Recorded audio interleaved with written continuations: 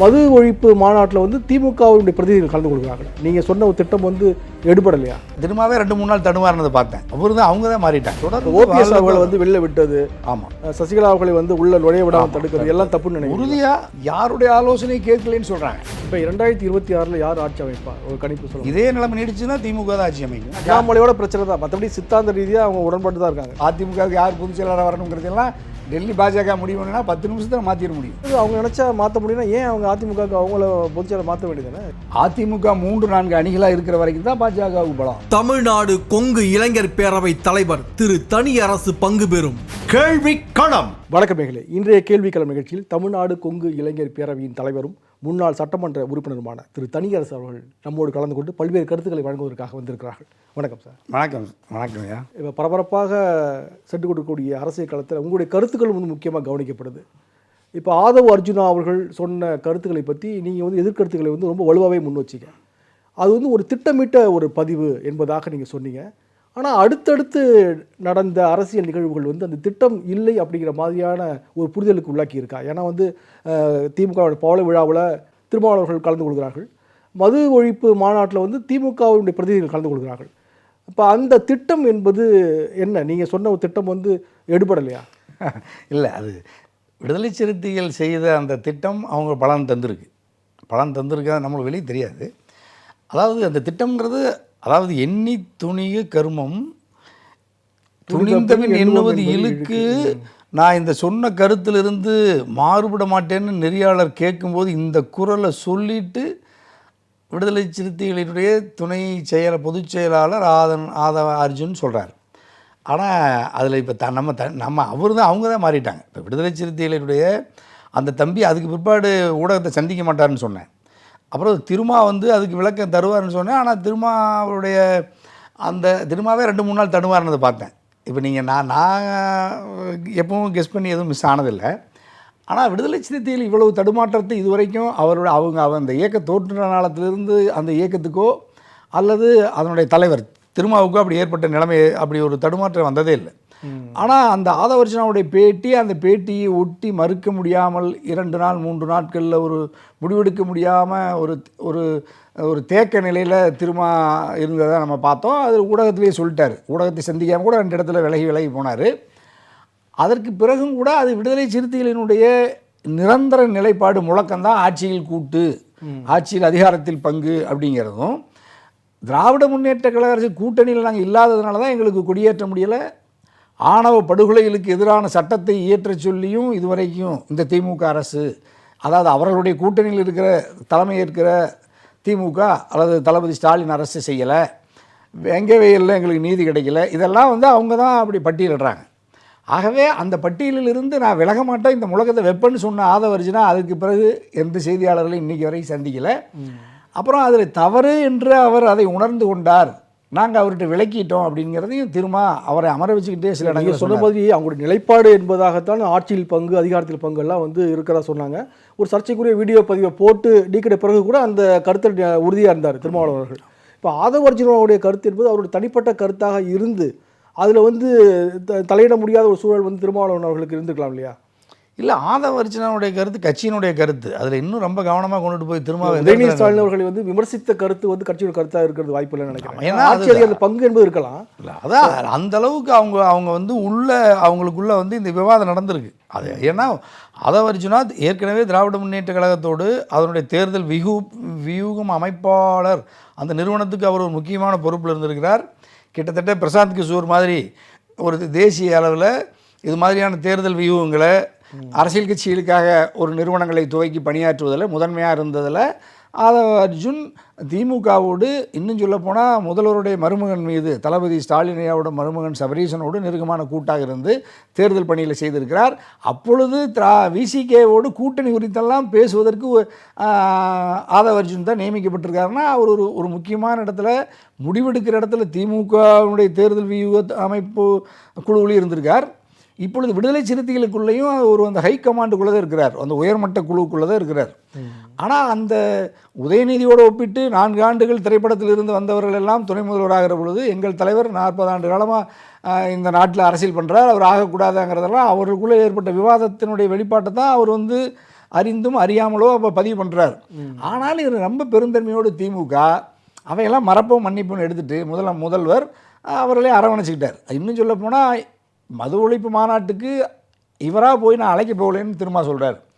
கோரிக்கை வைக்க போனேன், அவர் ஃபாரின்லேருந்து வர்றாரு, வெளிநாட்டுக்கு போய் முதலீடுகளை ஈர்த்துட்டு வர்றாரு, அவருக்கு நன்றி சொல்கிறதுக்காக போகிறேன். அப்போ நான் மாநாட்டுக்கான கோரிக்கைகளை தர்றேன். அவர் சொல்கிறாரு, இந்த கொள்கையில் திமுகவுக்கும் உடன்பாடு மதுவிலக்கில், ஆகவே எங்கள் கட்சியின் சார்பாக 2 பிரதிநிதிகள் பங்கேற்பார்கள், ஆர்எஸ் பாரதியனும் டிகேசி இளங்கோவனும் ஒரு சீனியர் லீடர்ஸ் கலந்துக்குவாங்கன்னு சொன்ன உடனே திரும்ப வேற மறுக்க முடியல. இது விவாதத்துக்கு மெயின் ஸ்ட்ரீமில் விவாதிக்கிற பொழுது அந்த திருமாவும் சொல்கிறாரு, ஆதவர்ஜுனாவும் சொல்கிறாங்க, ஆமாம் நாங்கள் இந்த கருத்து சொன்னதுனால இன்றைக்கி இது பெரிய விவாதம் ஆயிருக்கு. இப்போ விடுதலை சிறுத்தைகள் வேறு எப்பொழுதும் இல்லாத அளவுக்கு பொது வெளியில் விவாதத்துக்கு கொண்டு வந்துட்டோம்ல. அதே நீங்கள் சொன்ன அந்த திட்டம் உள்நோக்கங்கிறது பொது வெளியில் கவனம் பெறணும். சரியாக சொன்னீங்க. அந்த மாநாடு உண்மையிலேயே கவனம் பெற்றது. இதுவரைக்கும் விடுதலை சிறுத்தைகள் மீது படாத கவனம்.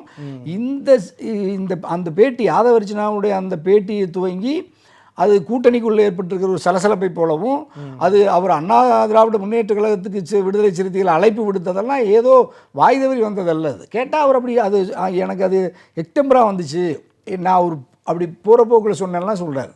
இல்லை, இப்போ இது விடுதலை சிறுத்தைகளை உங்களை போன்றவர்கள் முக்கியமாக விடுதலை சிறுத்தைகளோட கருத்துக்களை கடுமையாக எதிர்ப்பதற்கு காரணம் அவர்களுடைய நிலைப்பாடு தான் அப்படிங்கிற மாதிரியான ஒரு பார்வை இருக்குது. மதவாத ஜாதியவாத அமைப்புகளோடு கட்சிகளோடு கூட்டணிகளை உறவு இல்லை அப்படின்லாம் அவர் சொல்கிறார். இப்போ ஏன் உங்களை போன்றவர்களுக்கு அந்த கருத்து மீதோ அல்லது விடுதலை சிறுத்தைகள் மூலம் இவ்வளோ ஒரு இல்லை, விடுதலை சிறுத்தைகளை நாங்கள் ஏற்கிறதானே, அது எங்கள் நட்பு சக்தி தான், தோழமை சக்தி தான். ஒரு மதவாத பாஜக திட்டம் அப்படிலாம் கடுமையாக விமர்சிக்கிறீங்க. அது உட்கட்சியில் சில நெருக்கடிகள் வர்றது ஒரு கட்சிக்கு சகஜம் தானே. அதையே இப்போ பொதுவெளியில் இவ்வளவு கடுமையாக இருக்க வேண்டிய கட்டாயம் என்னன்னு கேட்குறேன். பொதுவெளியிலனா ஒரு கட்சி ஒரு கூட்டணியில் இருக்கிறது. கூட்டணியில் இருந்து கொண்டு அந்த கட்சி 2026 சட்டமன்றத்தில் பெரும்பான்மை பெறாதுன்னு சொல்கிறது எல்லாமே. இப்போ ஒரு கூட்டணி இருக்கும், கூட்டணி வெளில வருவாங்க. இப்போ நீங்கள் கூட அதிமுக கூட்டணியில் இருந்தீங்க, வெளில வந்தீங்க, அந்த மற்ற விஷயங்கள் இருக்குல்ல. ஒரு கட்சிக்கு நிலைப்பாடு ஒரு காலகட்டம் இருக்கும் இல்லையா? ஒன்றும் சொல்லலை, கூட்டணியில் இருக்கிறீங்க. 2026 நாங்கள் கூட்டணி தொடருன்னு சொல்லிட்டீங்க. கூட்டணியில் அதிமுக திமுக இரண்டுக்குமே பெரும்பான்மை கிடைக்காதுன்னு யார் சொல்கிறா?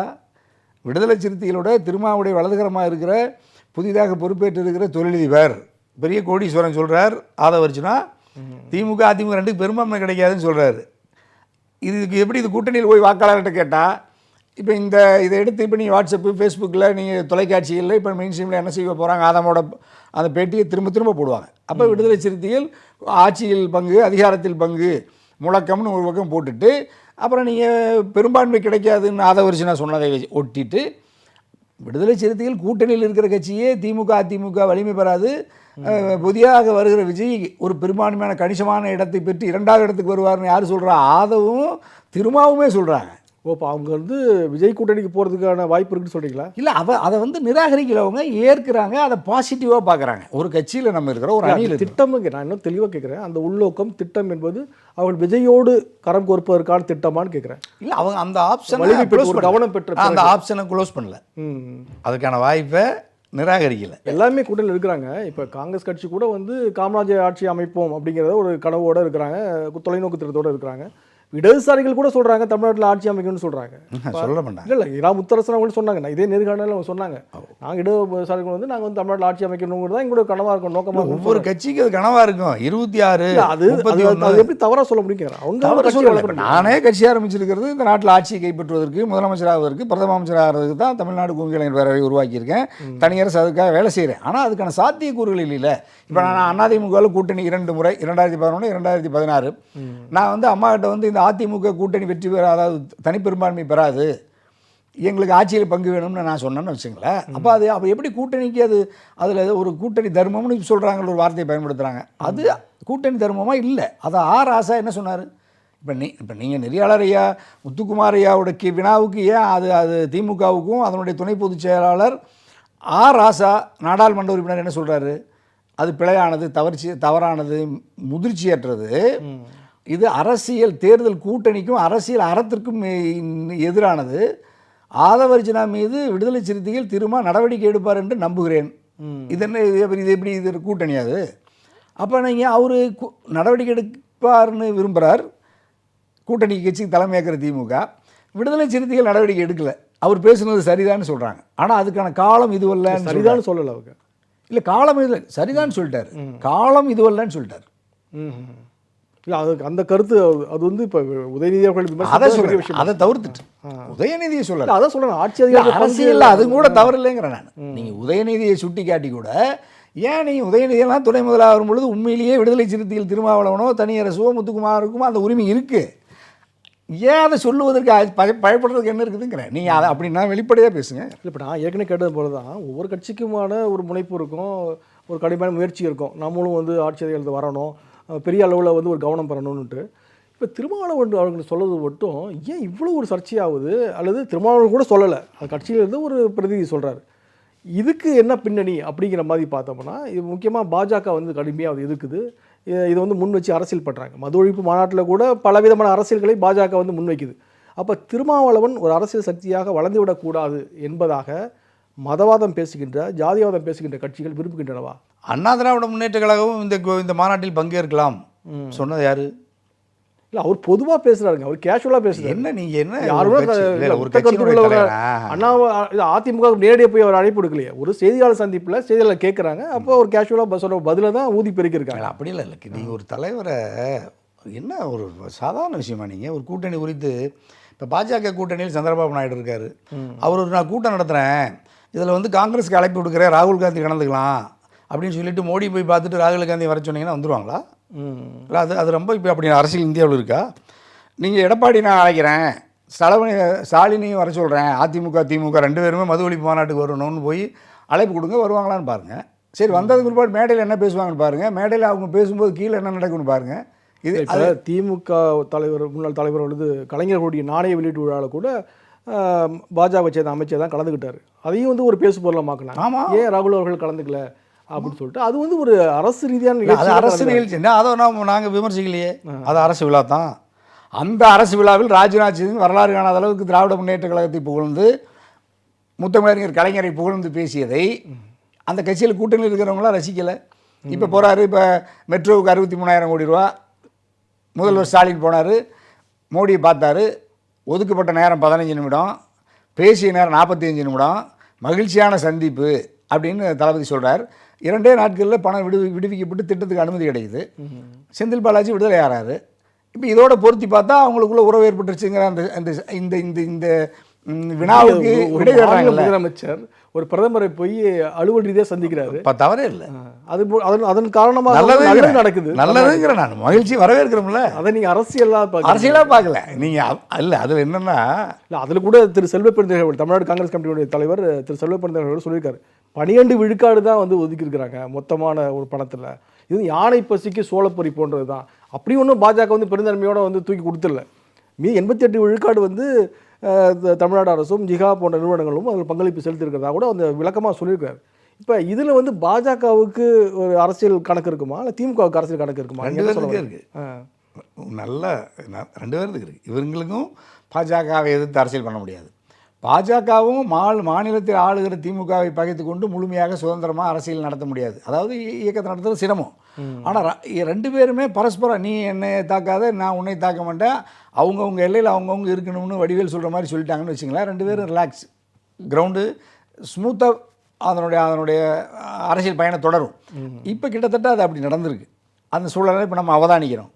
இதில் தான் நீங்கள் இப்போ சிறுத்தைகளுக்குள்ளே அப்படி ஒரு உறவு இல்லாத மாதிரி ஒரு தாக்கம் வந்துச்சு. அதில் நீங்கள் எதிர்க்கட்சி தலைவர் எடப்பாடியார் அந்த மதுரை வயல் கூட்டத்தில் என்ன பேசுகிறார், அண்ணா பிறந்தநாள் கூட்டத்தில் திமுகவில் புகைந்து கொண்டிருக்கிறது சலசலப்பு, பார்த்தீர்களா விடுதலை சிறுத்தைகள் இப்படியெல்லாம் சொல்கிறாங்க, அதிமுகவுக்கு அழைப்பிச்சிட்டாங்க. இதில் அதிமுகவுக்கு இதில் அரசியல் பண்ணுறதுக்கு ஒரு பாவம் அவங்களுக்கு தந்திரம் சரியாக தெரியலை.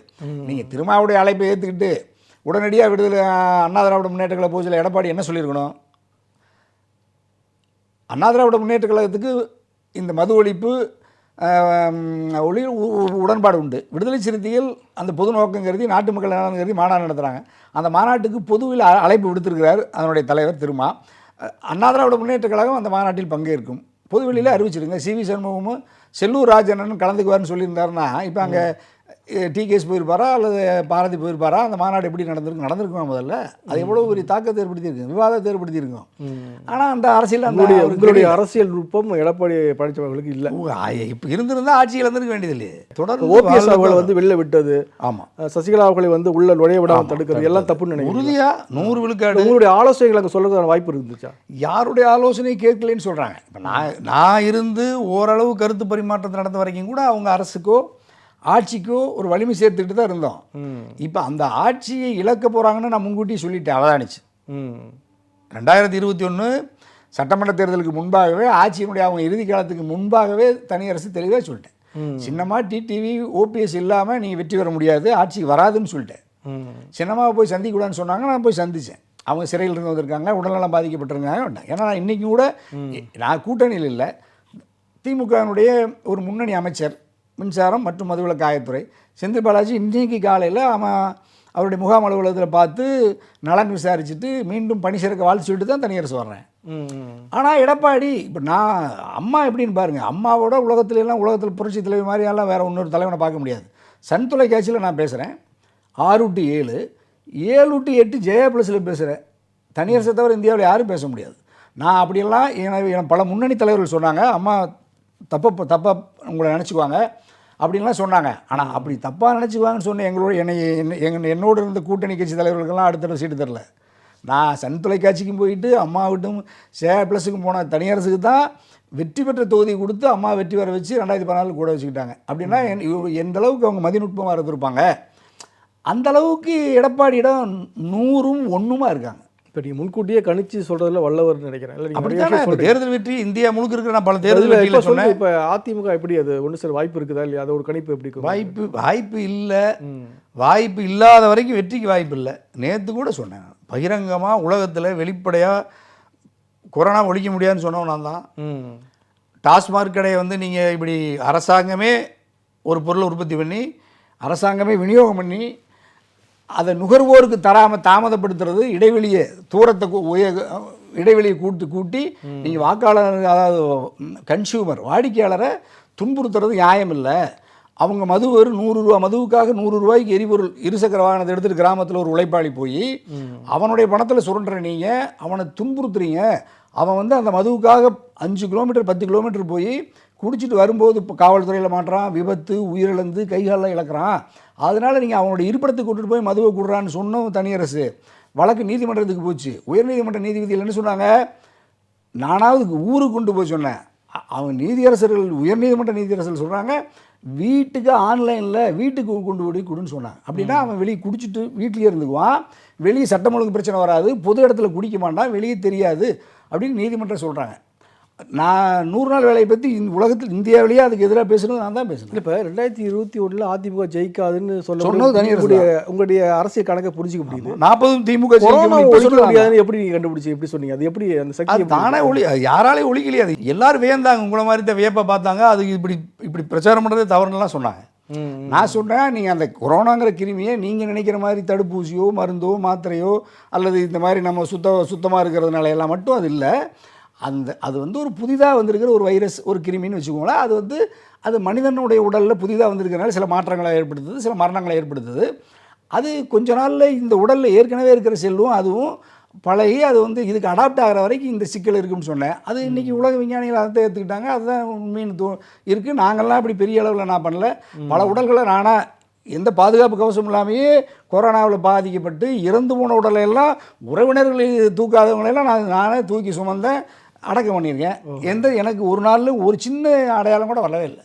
சரி. அப்படி நான் வந்து அது மட்டும் இல்லை, என்னுடைய மாவட்டத்தில் நான் சட்டமன்ற உறுப்பினர் இருக்கும்போது அமைச்சர் மாவட்ட ஆட்சியரை நீங்கள் தடுக்காதீங்கன்னு சொன்னேன். ரெஸ்ட்ரிக்ட் பண்ணாதீங்க, மக்களை சுதந்திரமாக நடமாட விடுங்க, கடைகளை தொழிலெல்லாம் மூடாதீங்கன்னு சொன்னேன். வியப்பாக பார்த்தாங்க எல்லாம். என்னுடைய திருப்பூர் மாவட்டத்தில் மட்டும்தான் பெரிய அளவில் நெருக்கடி இல்லாமல் பண்ணேன். இப்போ 2026 யார் ஆட்சி அமைப்பா? ஒரு கணிப்பு சொல்லுங்கள். இதே நிலைமை நீடிச்சுன்னா திமுக தான் ஆட்சி அமைக்கும். அதிமுகவில் ஒன்றுபடலை, கூட்டணி எதுவும் விரிவாக்கம் பண்ண முடியல. ஆளுகிற திராவிட முன்னேற்ற கழக அரசு இந்த இந்தியா கூட்டணி இப்படியே தொடர்ந்தால் நிச்சயிக்கப்பட்ட ஒன்று தளபதி அதில் தொடர்ந்தால் ஒரு சந்தேகம் போகிறீங்களா? இல்லை, அப்போ தான் நான் வலிமையை நீங்கள் நான் எப்படி நான் அவதானிக்கிறேன். இப்போ நீ அதில் அசஸ்மெண்ட்டாக இப்போ மாறிச்சுன்னு வச்சுங்களா, அதை சொல்லிடுவேன் முன்கூட்டியே. மாற வாய்ப்பு இருக்கா? அவ்வளவு இலகுவாக திமுக மாற அனுமதிக்காது. ஏன்னா திமுக வந்து கலைஞரை விட கிளவராக இருப்பார் ஸ்டாலின் தளபதி. அந்த கூட்டணியும் கிளவராக இருப்பாங்கன்னு நினைக்கிறேன் நான். ஏன்னா அது பாஜகவினுடைய திட்டத்தை நம்ம வந்து யாரும் அனுமதிச்சிடக்கூடாதுங்கிறதுனால அவங்க ஒரு கொள்கை ரீதியாக ஒரு சித்தாந்த ரீதியாக அந்த கூட்டணி சரியானதுன்னு நானே அதை ஆதரிக்கிறேன். பாஜகவோட சித்தாந்தத்துக்கு நீங்களும் எதிராக தான் இருக்கீங்க இல்லையா? 100 விழுக்காடு எதிராக இருந்து இந்தியா கூட்டணியில் இருக்க திமுக கூட்டணியில் இருப்பதை விட பிஜேபியை, ஆர்எஸ்எஸ்ஸை, இந்துத்துவாவை, மோடியை, அமித்ஷாவை எதிர்க்கிறதுல இந்தியாவிலேயே முதன்மையாக இருக்கிறது தனியரசு தானே. நீங்கள் ஏன் இப்போ இந்தியா கூட்டணிக்கு போகல? அது அழைப்பு இருந்துச்சு. திட்டம் இருக்கா? இல்லை, அவன் இன்னும் இதுவரை முடிவு செய்யலை. 2016 அது வரைக்கும் நம்ம சுதந்திரமாக கருத்தை சொல்லலாம். இப்போ நீங்கள் ஏற்கனவே நிறைய சொன்னீங்க, ஏன் கூட்டணியில் இருந்தால் விடுதலை சிறுத்தைகள் சுதந்திரமாக கருத்து சொல்லக்கூடாதா, அது அப்படி சொன்னீங்களே. இப்போ திருமாவுக்கு ஏற்பட்டிருக்கிற நிலைமை எனக்கு வந்துடும். அதனால் நான் உண்மையிலேயே எந்த அணியும் சாரலை. ஆகவே நான் திமுக ஒன்றும் விமர்சிக்கலையே. அவங்க கூட்டணியில் ஒன்றும் பிரச்சனை இல்லை. வெளியில் இருக்க ஊடகங்கள் எதிர்கட்சிகளை விமர்சிக்கல. திமுகனா நீங்கள் 2016 தனி பெரும்பான்மையாக வராதுங்கிறது விமர்சனம் அல்லவா? 26 சொல்கிறேன். அந்த கட்சி ஒன்றும் பெருசாக கவலைப்படலையா அதுக்கெல்லாம்? திமுகவில் ஆர்எஸ் அவர்கள் பேசுகிறாங்க. அது தவிர தலைவரோ மற்ற விஷயங்கள் வந்து பெரிய அளவில் அந்த அளவுக்கு முக்கியத்துவம் கொடுக்க வேண்டாம்னு சொல்லிட்டு அது விவாதம் ஆகிறது திமுகவுக்கு தாழ்வு.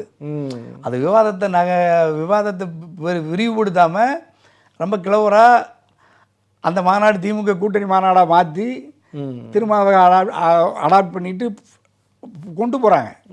அது திரைமறைவில் ஏதாவது அவர்களுக்குள்ள ஏதாவது சிக்கல் இருந்தாலும் கூட அது ஒழுங்குபடுத்தப்பட்டிருக்கும்னு நான் சொல்கிறேன். சரி, விடுதலை சிறுத்தைகள் திமுகவினுடைய உறவில் ஏதாவது விரிசல் ஏற்பட்டு ஆதவர்ஜன் அப்படி பேசி அதிமுகவின் கூட்டணிக்கு அழைச்சி, அதிமுகவின் மாநாட்டுக்கு அழைச்சி, அதிமுகவுக்கு அதற்கான தயாரிப்பு வேலைகளை எதிர்பார்ப்பு காத்திருந்த ஒரு சூழல் 2-3 நாளாக பார்த்தீங்க. அதுக்கு இடையில நம்ம என்ன நடந்துச்சுன்னு நம்ம யாருக்கும் தெரியாது. அதற்கு பிறகு மறுபடி பவளவிழா மாநாட்டில் விடுதலை சிறுத்தைகள் கலந்துக்கிறாங்க. எங்கால யாரும் பிரிக்க முடியாது, சில பேர் விரிவடையும் பிரியும் என்று காத்திருக்கிறார்கள். யார் காத்திருந்தா? நீங்கள் தான் 26 திமுக தனிப்பெரும்பான்மையோட ஆட்சிக்கு வராது. 4 வருஷத்தில் சினிமாவில் இருந்து வந்த ஒரு தம்பி துணை முதலமைச்சரான எங்கள் தலைவர் ஆக முடியாதா? வேங்கவயலுக்கு நீதி கிடைக்கலன்னா சொன்னது யாராவது வேற திமுக காரங்களாம் சொன்னாங்க.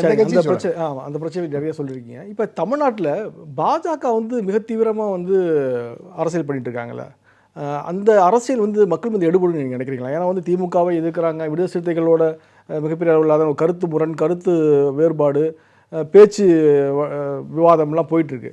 அந்த அரசியல் மக்கள் மத்தியில் பாஜகவுக்கு சாதகமாக இருக்குமா? புரட்சித் தலைவர் அம்மாவுடைய மறைவுக்கு பிறகு எடப்பாடியோடு அது நேரடியாகவும் மறைமுகமாகவும் ஆட்சி ரீதியாகவும் கட்சி ரீதியாகவும் கொண்டிருந்த உறவால் தங்கு தடையில்லாமல் அது தன்னுடைய கால்களை பரப்பி அது தன்னுடைய அரசியல் திட்டத்தை, வேலை திட்டத்தை மிகச்சிறப்பாக செய்து முடித்து ஒரு வலிமையான இடத்துல 2வது இடத்துல இருந்த திமுக வெர்சஸ் அதிமுகங்கிற இந்த இடத்த அதிமுகவை பின்னுக்கு தள்ளி அல்லது அதற்கு நிகராக திமுகவுக்கு சண்டையிடுவதற்கு பாஜக வந்து நிற்கிதில்லை. வெறும் 7 வருஷத்தில் அதுக்கு இடம் கொடுத்தது அதிமுக தானே, 100 விழுக்காடு. இப்போ அது மட்டுமல்ல, அந்த அதிமுகங்கிற இப்போ ஒரு அமைப்பை உருவாக்கி வச்சிருக்கிறதும் பாஜக தானே. பாஜகவோடால் தான் எடப்பாடி, பாஜகவோடால் தான் எங்கள் அண்ணன் OPS, பாஜகவோட கூட்டணி எடப்பாடி பாஜகவோட ஆளா? ஏற்கனவே 5 ஆண்டுகளில் 4 ஆண்டுகள் வெளில வந்துட்டாரு, பெயரளவில் வந்திருக்கிறாரு. பாஜகவுக்கு எதிராக ஒரு போராட்டம் தெரிவிக்க சொல்லுங்கள். ஆளுநர் மாளிகையில் இத்தனை ஆளுநர் இவ்வளவு திராவிட கருத்துக்களுக்கு எதிராக பேசுகிறாரு. இந்த A டீம் B டீம் இந்த மாதிரி ABL இல்லை, அவங்களுடைய பிரெஞ்சு, அதான் அவங்களுடைய பிரெஞ்சு குரூப் மாதிரி, அவங்களுடைய கிளை நிறுவனம் மாதிரி நடத்துகிறாங்க அவங்க. அப்படி தான் அவங்க அந்த அளவுக்கு அவங்க கருத்தியல் ரீதியாகவே அவர்களை ஆதரிக்கிற சூழ்நிலையெல்லாம் எனக்கு தெரியும். ஓஹோ, எடப்பாடி இந்த காலத்துலேயும் பாஜக கூட்டணியில் பொதுவெளியில் தெரிவிக்கிறாங்களே, அதெல்லாம் தேர்தல் உறவுனா ஏன் துண்டுச்சின்னு சொல்லணும்ல. இப்போ நீங்கள் இப்போ அதிமுக பாஜக அண்ணாமலையோட பிரச்சனை தான், மற்றபடி சித்தாந்த ரீதியாக அவங்க உடன்பாட்டு தான் இருக்காங்க. அண்ணாமலைங்கிற தனிநபரோட பிரச்சனைங்கிற மாதிரி ஒரு செய்தி சொல்கிறாங்களா இல்லாமல் ஒரு தனிநபருக்காக, அது பாஜகவில் ஒரு அப்பாயின்மெண்ட் ஸ்டேட் லீடர் தான் அண்ணாமலை. அவர் நாளைக்கு இருப்பார், கட்சி விட்டு நீக்குவாங்க. பாஜகவில் அண்ணாமலையில் ஒரு ஆளே கிடையாது. அண்ணாமலை மாதிரி ஆயிரக்கணக்கான அண்ணாமலையில் அவங்க தயார் செய்து வச்சுருக்காங்க. அதே மாதிரி அதிமுகவில் எடப்பாடிக்கு பேர் இன்னொரு ஆளை மாற்றணும்னாலும் பாஜக மாற்றிடும். பாஜகவுக்கு யார், அதிமுகவுக்கு யார் பொதுச் செயலாளர் வரணுங்கிறதெல்லாம் டெல்லி பாஜக முடிவுன்னா 10 நிமிஷத்தில் மாற்றிட முடியும். அந்த அளவுக்கு அது பலகீனப்பட்டு கிடக்கு. நீங்கள் கெஜ்ரிவாலாலேயே இல்லை, இப்போ OPS அவர்களும் வந்து பாஜக ஆதரவாளர் தான் இருக்கார். ஆமாம், அப்படி இருக்கும்பொழுது அவங்க நினச்சா மாற்ற முடியும்னா ஏன் அவங்க அதிமுகவுக்கு அவங்கள பொதுச்செயலாளர் மாற்ற வேண்டியது தானே? OPS அவர்களை அவர்கள் உள்ளவே விட மாட்டாங்களே அதிமுகவில் இருக்கிறவங்க, எடப்பாடி குழுவினர். இல்லை இப்போ பெரும்பான்மை கட்சி எடப்பாடிட்டு இருக்கு. அப்படின்னா நம்ம எடப்பாடி வச்சுக்கலாம். பாஜக தலைமை வந்து முடிவு பண்ணால் மாற்றிடுவோம்னு சொல்கிறீங்களா? அதுக்கு கேட்குறேன். இல்லை அது இப்போ நம்ம வந்து எடப்பாடி இந்த கட்சிக்கு தலைவராக இருந்து அதிமுகவுக்கு அதிமுக 3-4 அணிகளாக இருக்கிற வரைக்கும் தான் பாஜகவுக்கு பலம். நல்லது சார். இவ்வளவு நேரம் வந்து எங்களுடைய பல்வேறு கேள்விகளுக்கு அருமையாக பதில் சொன்னீங்க. வசந்த் தொலைக்காட்சி சார்பில் நன்றி. மிக்க மகிழ்ச்சி. அன்புக்கு நன்றி. வசந்த் தொலைக்காட்சிக்கும் நெறியாளரியாருக்கும் வணக்கம். கேள்வி களம்.